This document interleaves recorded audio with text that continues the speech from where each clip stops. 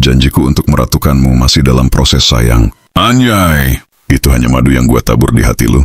Untuk meratukan lu gua masih belum mampu, karena gua bukan pewaris, sekedar perintis. Tapi untuk memanjakan lu, dan jadi wadah petir lu gua masih bisa. Tenang saja, gua bisa dipercaya kalau soal setia, tapi jika soal matematika gua mundur.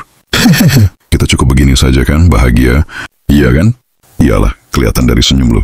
Gua janji besok kalau ada uang, gua ajak lu keliling di luar kota, sambil nyales sabun mandi. Makasih sudah membuat gua nyaman dan tenang berada di pelukan lu. Di saat mulai melangkah dari halaman rumah, semua tekad dan keyakinan aku gendong bersama, meninggalkan tawa yang terukir dari mulai lahir, tanpa menoleh ke belakang. Mereka seolah melepas burung kesayangannya dengan rasa yang tercabik-cabik. Gue sering berpikir yang tak seharusnya gue pikir, malah kepikiran pikir-pikir itu yang selalu gue pikir. Bahkan pikiran itu selalu ingin dipikir tiap harinya.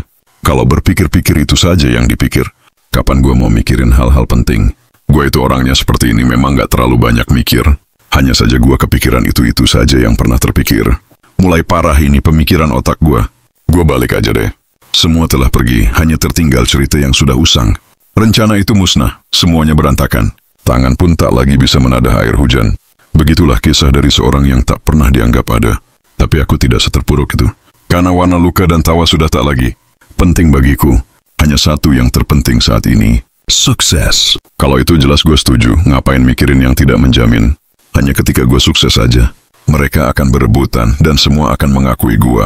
Itu sepupuku, itu keponakanku, itu teman sejatiku. Bla-bla mereka akan menghampiri. Lu kemana saat gue merangkak sendirian?